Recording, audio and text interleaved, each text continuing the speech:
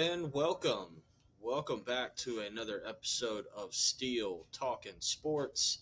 I am your host, Jay Steele, and let's get talking. All right, let's try this for a second time. I attempted to record this about an hour and a half ago, and the audio did not carry over to the finished product. So, let's hope this second attempt goes better than the first. It is Monday, April 13th, 10 o'clock p.m. We're getting this recorded just before the NBA playoffs starts. But welcome back to the channel. I took some time off. I did not like what I was doing on a episode-to-episode basis, making picks on every game for the NFL, the NBA playoffs last year. I don't know what made me fall into that habit. Maybe just some of the channels that I was into and whatnot. Like I wanted to do things like those sports content guys, and that's just not me. I'm not great at that, for one, and that's just not the content that I set out to create. So I got kind of frustrated with myself and took some time off to decide not to do things that way. And so now I've had, I don't know if you call it an epiphany, but let's get back to what I wanted to do, and that's just talk about sports and talk about sports the way that I see the game, the way that I see things. And so I'm happy to be giving this another try here. So bear with me. I'm going to try to run through this a second time, maybe having a first go round that didn't go very well. Obviously, with no audio, my thoughts will be a bit more coherent since I've already practiced it one time. But I've listened to some good content recently on Spotify, mainly Bill Simmons and Zach Lowe podcasts. I love the way they talk about the NBA. So not like I'm trying to steal those guys' thunder, but they've given me inspiration, and I think I can bring some good content that's not overlapping in any way, but back to the way that I want to do sports content. So back to Steele Talking Sports. My name is Jay Steele. Let's keep talking sports. I've got a few categories of things here I want to go over. I've been taking notes on sports and stuff for like 2 weeks on things that I wanted to talk about. So this category is best things I saw this week, but it's not really a week-long thing. It's over the past few weeks. So if some of these things are not relevant to today, it's okay. Number one, I went to the Hornets-Celtics game on the 29th of March in Charlotte.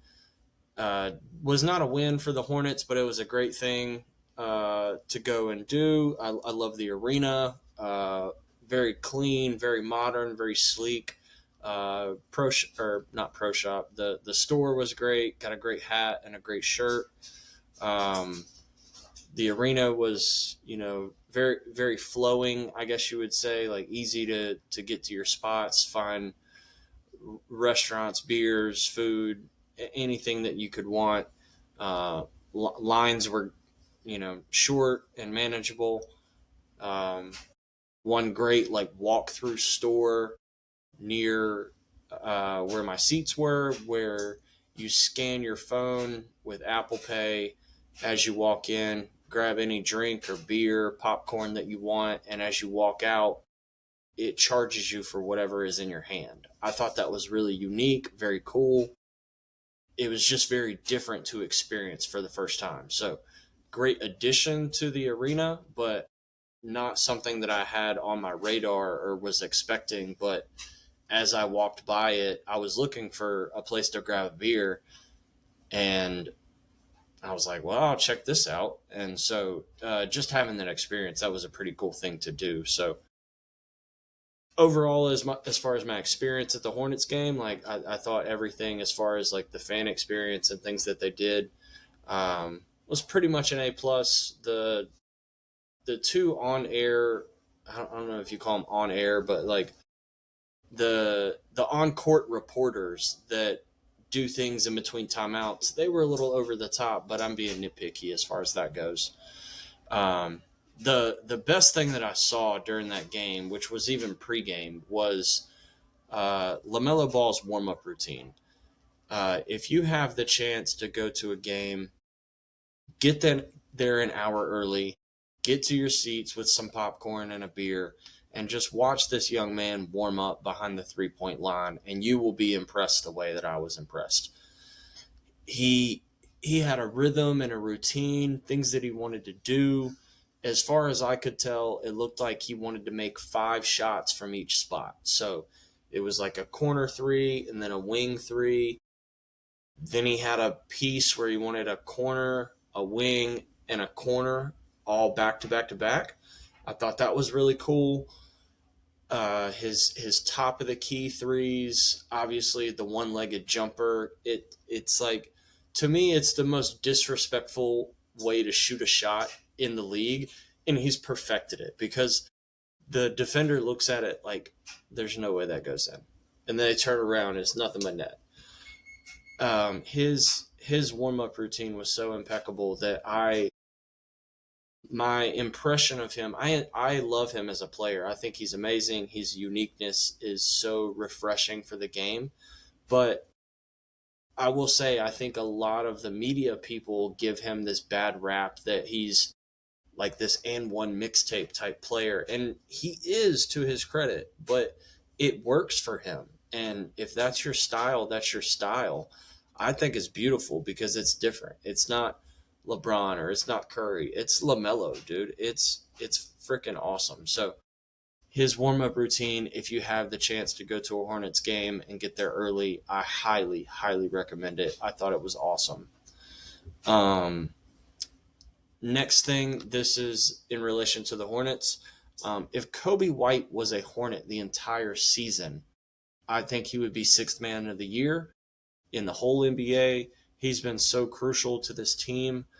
I'm really excited to see how he, gels with the team during the playoffs. In those minutes where LaMelo comes off the floor and he runs the team. Very excited for the Kobe White experience in the playoffs as a Hornet. This was something that I thought of as because Kobe White's joined the team and he's like the sixth man, is that if there was an award for seventh man of the year, I think it would be Grant Williams. If you look at the way Grant Williams plays in the Hornets offense, he guards the center when he comes into the game off the bench.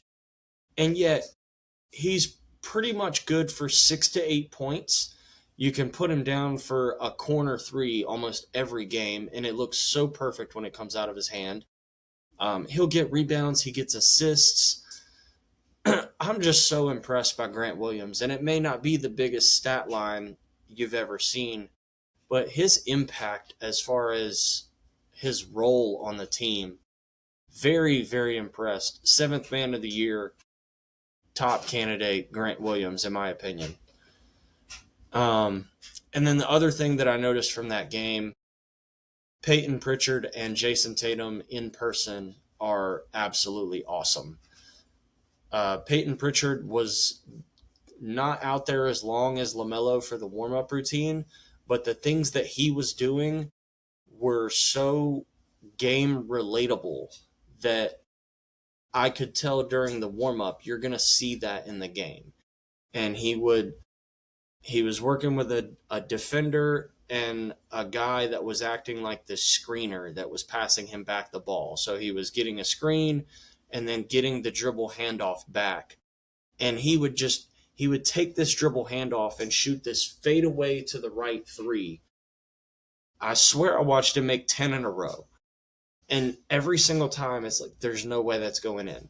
And yeah, it's in practice, it's pregame, but still it was like, to be able to take a dribble handoff with the defender having his hand in your face and make the lean away to the right three, it was just sick to watch. And so I didn't realize he was that good in person. And then this was the same day of the UConn Duke game. And so I guess I'm assuming that's the reason that Jason Tatum didn't come out until like 5 minutes left. before the start of the game, but I didn't see any Jason Tatum warm-ups as far as shot making. But once the game started, oh my God, in person, that guy was incredible. And his athleticism in person was, I mean, even from the 200 level seats, like, dude, you could see how explosive he was. And for at that point in time, like barely 10 months removed from his Achilles injury, I was so impressed that, yeah, he had, I can't remember if it was the first quarter or the second quarter, but he had this play. I think the Celtics got a rebound or a turnover. And so the floor was a little scattered and he was coming down across half court. I think he split two defenders with the dribble move and then just took it right down the middle with a hammer dunk. And it was like, oh my goodness. Yeah, I knew the Hornets were going to lose the game after that, but that was one of those things. It was like, holy crap, his athleticism is back and it's off the charts. So those were things that I noticed in that game that were just freaking impressive. Next thing, I guess I took this note during that week, so this is maybe a couple weeks late, but Keaton Wagler for Illinois, that kid is going to be a superstar on whatever team he gets drafted by in this upcoming draft. But I will say he's a little selfish and unwilling to pass the ball. In the game against UConn, I mean, I'm exaggerating here, but he probably dribbled for 10 minutes of the first half of game time, not untimed plays. Like, it seemed like he dribbled the possession into a standstill. So I don't like that kind of play. It gets annoying and boring to watch. So he's got to improve that. Maybe he just didn't trust his teammates for whatever reason. But holy cow, he's got to learn how to pass the ball. The UConn comeback and upset over Duke was amazing. I don't really need to harp on that. It was just a crazy game, crazy play. Great job to UConn. And then, honestly, the national title game was a little less impressive than the Elite Eight and the Final Fours games. I thought Michigan played great. They hosed every other team in the tournament.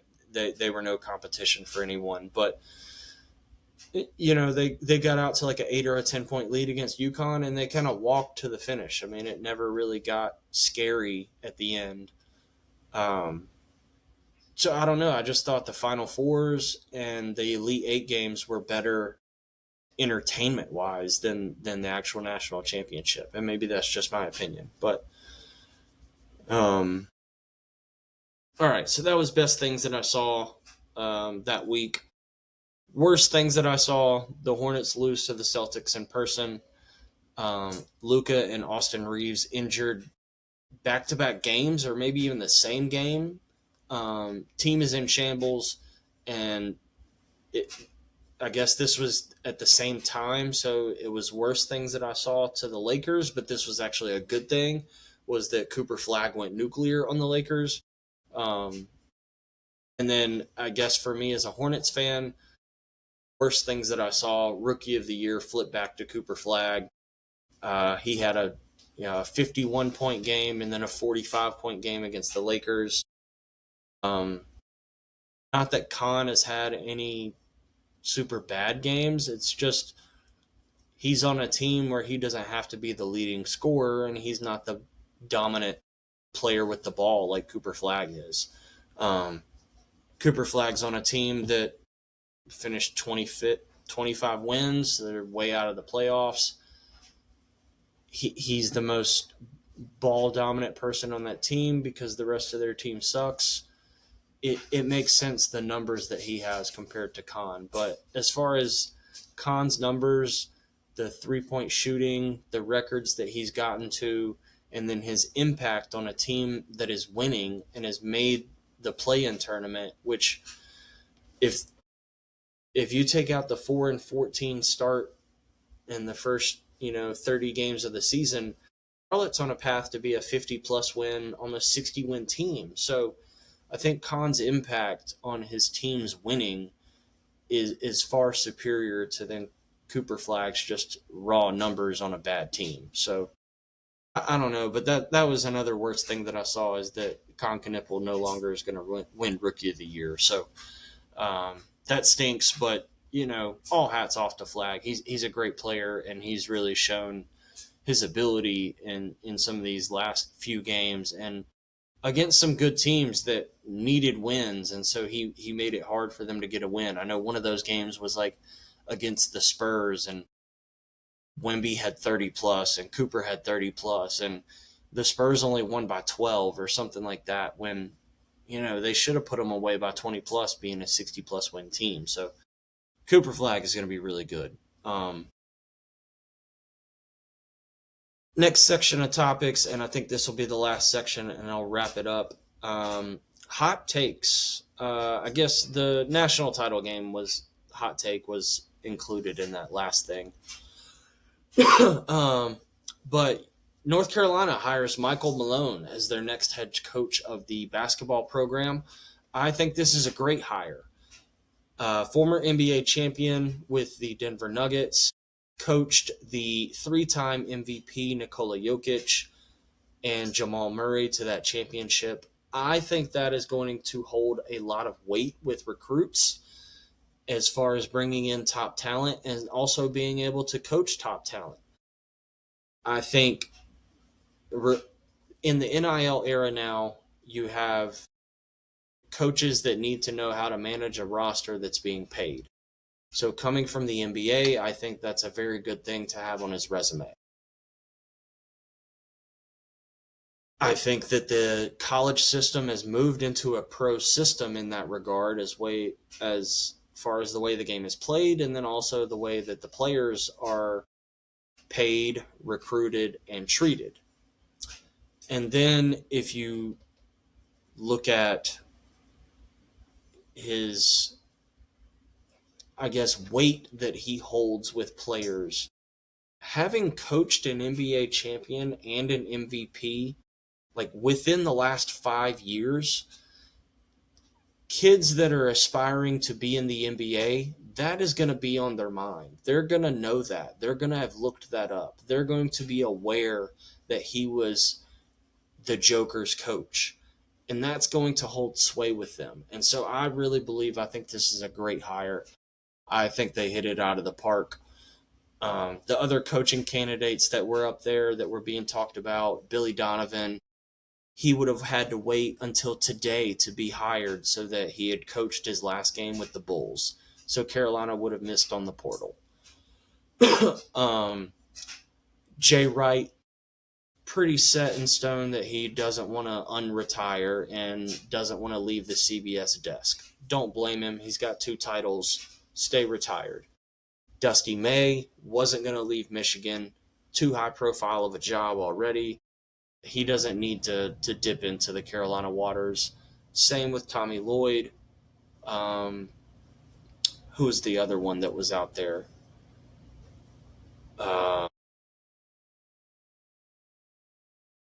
Nate Oates from Alabama. Yeah, he had declined the offer. So I think Carolina did a great job with this hire. And I'm really excited for what this looks like going forward with Carolina basketball. Obviously, Duke has been incredible since the hiring of John Shire. He's averaging 30 wins a season. And I've told this to a couple of people that I speak to regularly. If you look at Duke basketball with Coach K and now John Shire taking his spot and looking like he is the second coming of Coach K, John Shire already has over 120 wins as the Duke head coach.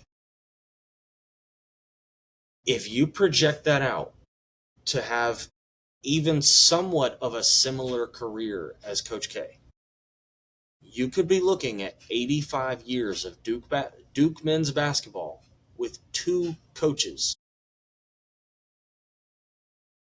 I, I'm speechless. It would be incredibly impressive. And if he attains even close to the win totals that Coach K did, Carolina has a lot to do to keep up with that. And so I think this is the best hire that they could have gone for. I'm really excited about it.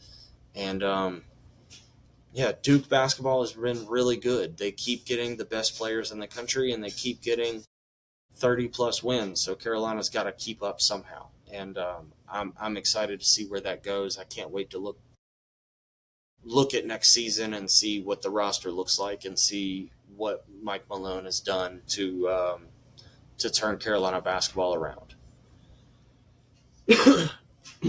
Next hot take, and this one I'm pretty passionate about. Tiger Woods has another car accident, which you can talk about Tiger's accident all you want. It doesn't really matter. To me, it just brings up this point, and it brings me back to another car accident issue earlier this basketball season. Why do pro athletes drive themselves? I don't get it. You make enough money. You don't need to be driving your own vehicle. Tiger Woods, in his example, is the most accomplished golfer of all time, has the most money of any golfer of all time. There is no explanation for me that he should be driving his own vehicle, ever. With the number of car accidents he's had, the number of money that he's made, and the kind of prestige of a person that he is, why would you want to be at risk of driving a vehicle, ever? So I don't understand why he doesn't pay for a driver. It makes no sense. This is like the 4th or 5th car accident. The last one, he flipped into a ravine, almost had his leg amputated, literally almost died. This one, this is what it sounds like the story was to me.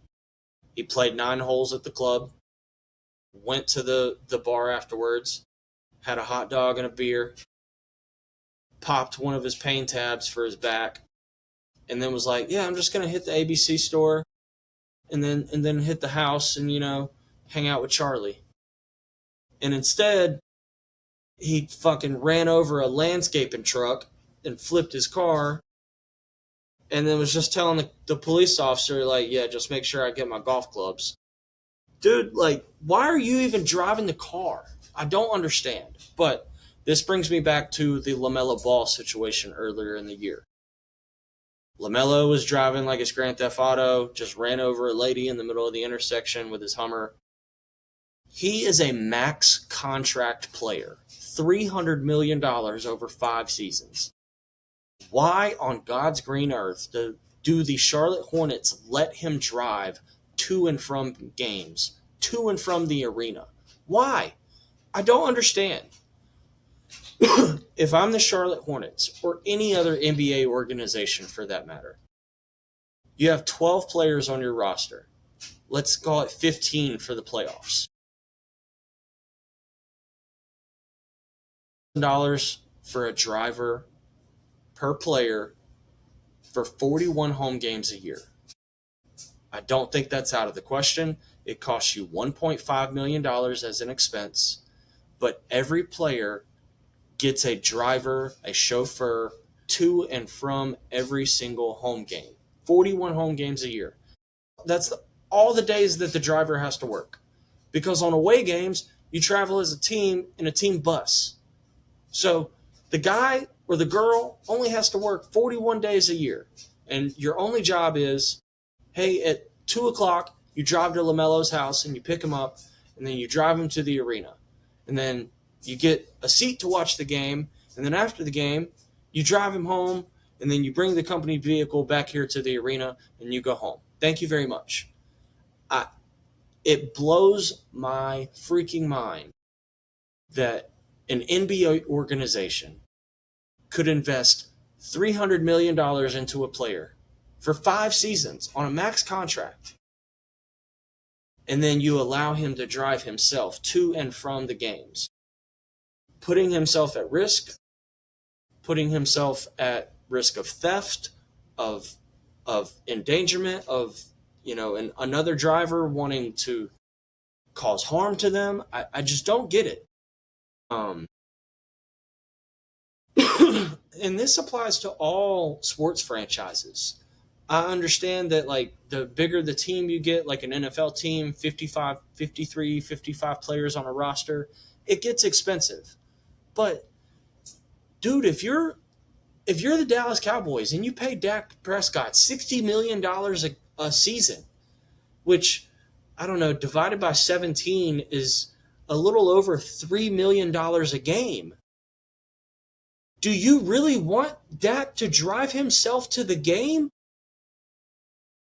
when you're paying him $3 million a week? I don't get it. Somebody please help me understand. But hey, Charlotte Hornets, if you hear this and you take my idea, I want credit for it. I want credit. So that issue really gets me burned up. I don't like that at all. If I was an executive, my God, I would easily find a car service, find 12 or 15 people that we can trust and we can vet, and have these people drive our basketball players to and from games, because I am not risking them getting hurt. We pay too much money for them to be on the court and try to win games. We cannot risk them getting hurt on the way to the game. My goodness. Whew. That issue really gets me going.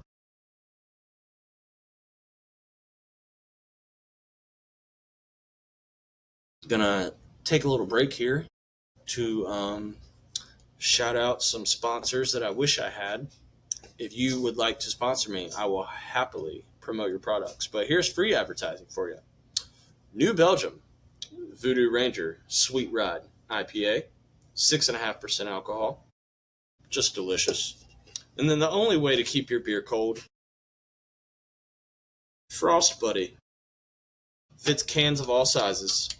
I will take sponsorships from anybody as long as I like your products. So, New Belgium, Frost Buddy, reach out to me. Let's talk. Let's work up a deal. All right. Last hot take topic. Actually, two more topics.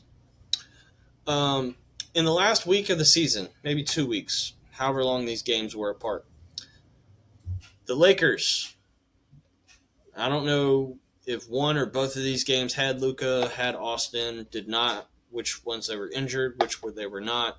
But the Lakers lost to the Oklahoma City Thunder by 43 points and by 36 points in a span of 6 days. Easily the easiest out in the playoffs. The Rockets are lucky enough to get them in the first round in the 4-5 matchup. But I don't trust the Rockets as far as I could throw them. So it might end up being a 7-game series, and LeBron finds a way to get them to the next round. I don't know, but LeBron and Luka Luka and AR are probably both out for that first round of the playoffs.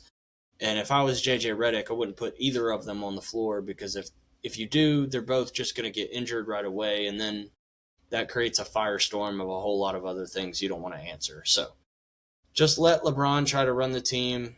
If they somehow win a round, then so be it. But they can't beat any of the other teams in the playoffs. But just how do you lose by 40 points on average in back-to-back games against the same team? I mean, Oklahoma City at this point, they've got the number 1 seed locked up, the best record locked up. They don't even care about these games against the Lakers. And, like, Shea only plays like 26 points in these games, or 26 minutes in these games. Like, he leaves the game with 4 minutes to go in the third quarter and never comes back. Like, dude, the Lakers are just awful. And I feel so bad for JJ Redick because I like JJ Redick, and I think he has the potential to be like a Jason Kidd, like the next really good coach in the NBA. And I feel so bad that he has to deal with the injuries, and Luka doesn't play defense. LeBron, if the ref doesn't call a foul when he yells, "Hey!" then he's not running down the court to play defense. It's just, God, the Lakers are awful to watch sometimes. And so I hope the Rockets sweep them so they can go ahead and get out of the playoffs. Luka and Austin can get healthy, and LeBron can go. I don't know. I don't want to say go to the Warriors and ruin their team, but he's going to go to another team and he's going to ruin the roster and the salary cap that they have to deal with, and they won't have any draft picks anymore, and they won't win the championship. So it is what it is. And the last topic I'll talk about, and then I'll get this wrapped up and you can stop listening to my voice. The tanking epidemic in the NBA has got to come to an end. Thank God that the season is over as far as these teams that don't matter. I'm going to pull up the standings just so we can congratulate these teams on how bad they are. And thank you for not being around in the playoffs anymore. Because these teams are just bad, and they're a stain on the league, which I've actually come to enjoy quite a bit. But obviously you've got the top 6 in each conference that are guaranteed playoff rounds. And then you've got the 7 through 10 in each league, which are the play-in teams, which all 8 of those teams have not given up on the season. Maybe the Warriors, you could argue, but Steph's been injured, and I just feel so bad for him for his knees and his ankles. The guy's been so amazing his whole career. He can't catch a break with injuries, and the rest of the Warriors roster kind of stinks, and so I feel bad for him. Teams that are all eliminated from the playoffs, let's give you your round of applause for being awful, and thank you for being out of the NBA season for the rest of the season.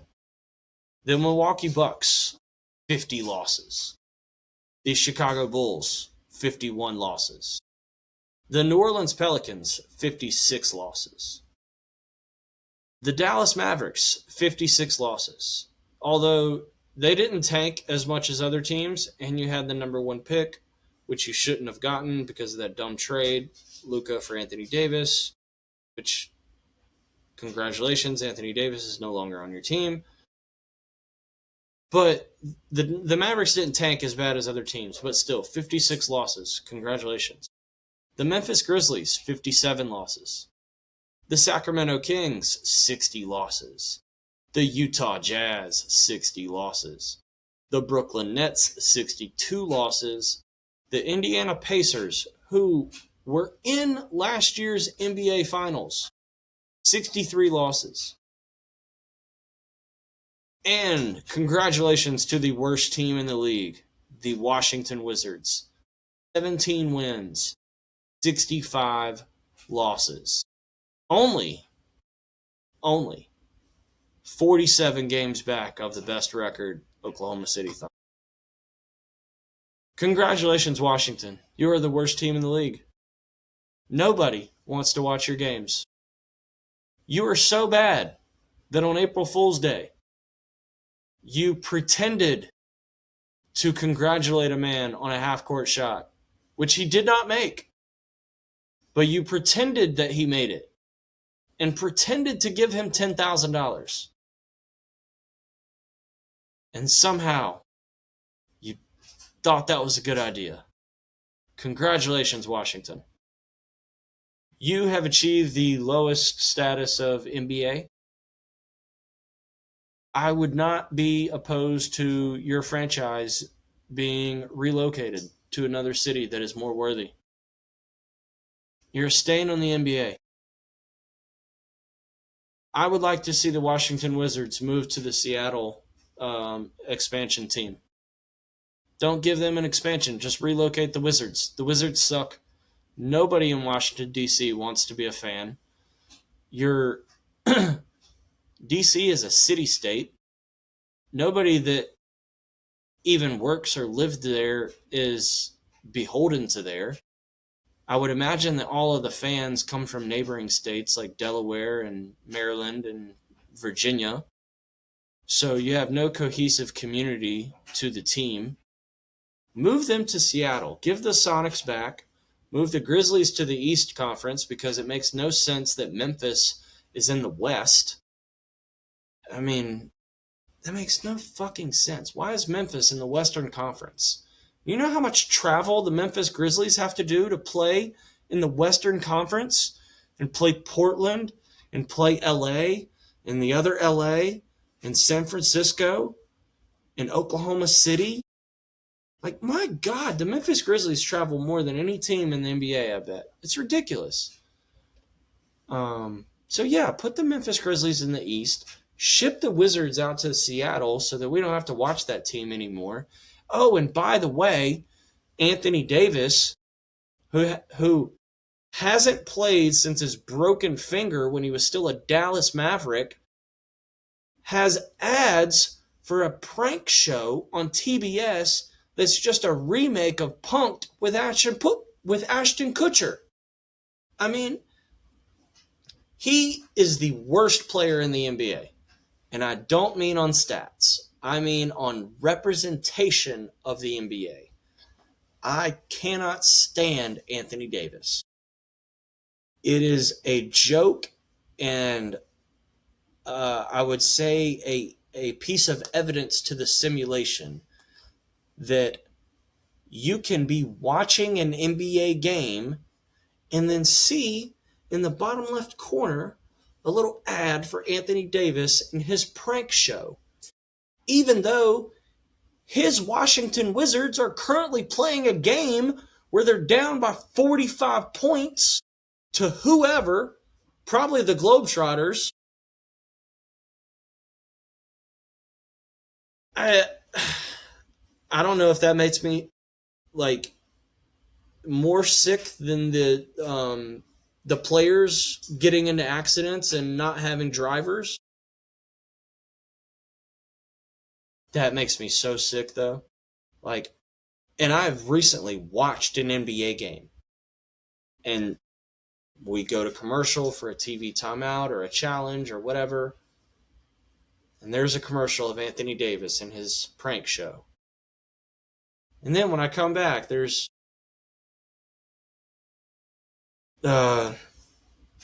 Mike Breen, the NBA guy. Bang! He reads off an an ad for TNT or TBS, the Anthony Davis prank show, whatever it's called. Is that not laughable to anybody else that he's on a current NBA roster and the Wizards just keep making a fake injury report that he's got a broken toenail on his pinky toe and he can't play tonight, but maybe next week for game 82 he might play. Dude, he sucks. He's the biggest cancer to any team that wants him. And I just think it's laughable that he has just a remake of Ashton Kutcher's Punk while he's still currently on an active NBA roster. It makes no sense. It makes me sick. There's probably somebody out there that is a good NBA player who's not on a team, and they could deserve a contract and health insurance and playing time, but they don't have a spot because Anthony Davis is there. Makes me sick. I'm going to wrap up the episode on that. I hope the audio works this time because I don't really think I can record this a third time. I would be really sick if I tried to do that. I hope you enjoyed this episode. I'm going to get back to talking sports the way I want to talk sports. Steele Talkin Sports. That's why I made the title of the pod that, because my last name is Steele and I want to keep talking sports. So let's keep that going. I hope you enjoy the episode. I hope the audio works. Please work this time. And I'll see you next time. Peace out.